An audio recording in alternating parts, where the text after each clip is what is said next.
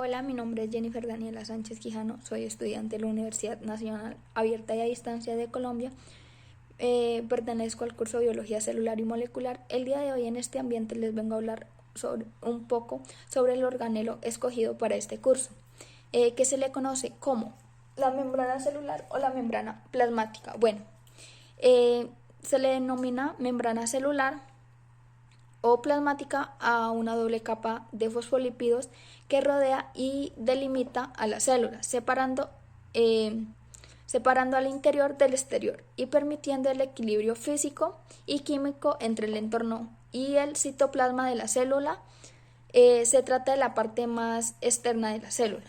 Esta membrana no es visible al microscopio óptico y sí al electrónico, ya que tiene un grosor promedio de 8. Esta está ubicada en las células vegetales y en las de los hongos, por debajo de la pared celular. La característica primordial de la membrana celular es su permeabilidad selectiva, es decir, su capacidad de permitir o rechazar el ingreso de determinadas moléculas al interior de la célula, regulando así el paso del agua, nutrientes o sales iónicas. El mecanismo de transporte de estas es por medio del intercambio de materia entre el interior de las células y su ambiente externo. La bicapa lípida de la membrana actúa como una barrera que separa dos medios acuosos y el medio de donde viven. La célula y el medio interno celular. Las células requieren del exterior y deben eliminar sustancias de desecho procedentes del metabolismo y mantener estables su medio interno. La membrana presenta una permeabilidad selectiva, ya que permite el paso de pequeñas moléculas y bloquea el paso de otras. El transporte a través de la membrana depende del tamaño de las moléculas y se divide en dos grandes grupos, que es las moléculas de bajo peso molecular y las moléculas de elevado peso molecular. En el transporte de moléculas de bajo peso molecular tenemos lo que es el transporte pasivo y el transporte activo. El transporte pasivo es un proceso de difusión de sustancias a través de la membrana. Se producen siempre a favor de gradiente de concentración, es decir, donde existe mayor concentración hacia el medio, donde la concentración es menor. Este transporte puede darse mediante difusión simple y difusión facilitada. La difusión simple es el paso de pequeñas moléculas a favor del gradiente de concentración. Puede realizarse a través de una bicapa lípida o a través de canales proteicos. Las funciones principales de la membrana celular, esta pues cumple diferentes funciones cruciales.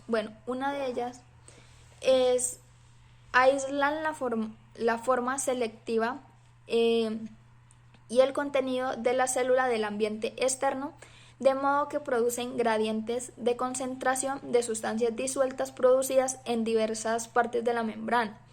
También regulan el intercambio de compuestos esenciales entre la célula y el medio acuoso extracelular o entre los organelos envueltos en membranas y el citoplasma del entorno. También permite la comunicación entre células, permite las uniones en el interior de las células y entre ellas. También regulan muchas reacciones bioquímicas. Aunque los componentes de la membrana plasmática, como lo había explicado, se mantienen relativamente constantes, ya que la distribución general de las proteínas y los tipos de fosfolípidos cambian con el tiempo. Ustedes se preguntarán, la bicapa de los fosfolípidos es la parte fluida de la membrana.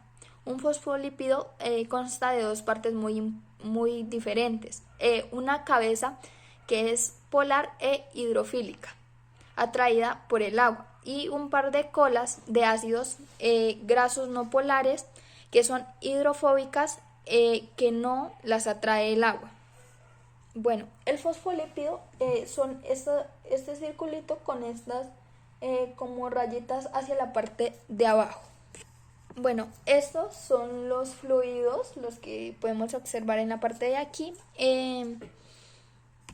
Bueno, como ya lo había dicho anteriormente, existen diferentes transportes que son el transporte pasivo, también el transporte que requiere energía, que dentro de ellas se encuentra lo que es el transporte activo, el endocitosis, el exocitosis y el transcitosis. Bueno, el endocitosis es la entrada de partículas o moléculas grandes a una célula. Ocurre cuando la membrana plasmática envuelve la sustancia en un saco membranoso que introduce en el citoplasma. El pinocitosis lleva un líquido al interior de la célula al formar una vesícula que se desprende en el citoplasma. Bueno, el endocitosis introduce moléculas específicas al interior de la célula. Este proceso depende de las proteínas receptoras especializadas.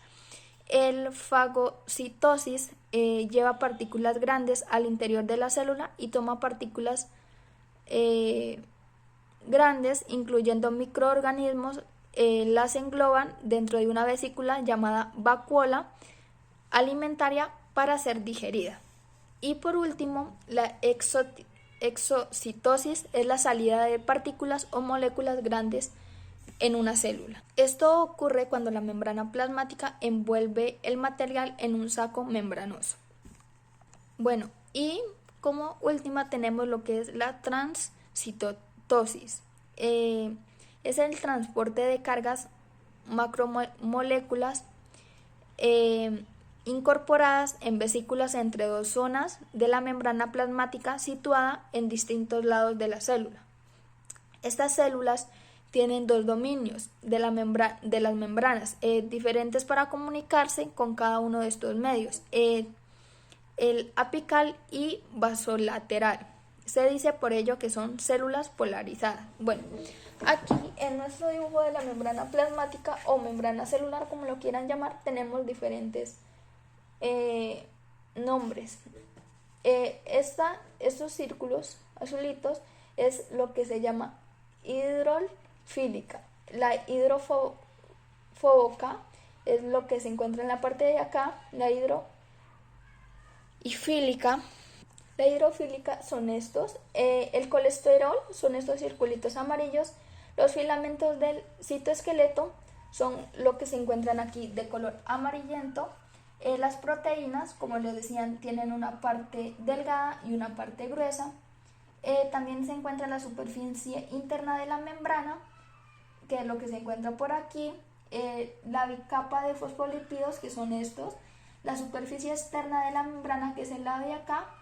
La gliproteína, que es esto rosado. Y los glicolípidos, que son los que se encuentran aquí en la parte verde. Acá lo podemos ver como en más claridad. Bueno, gracias por su atención.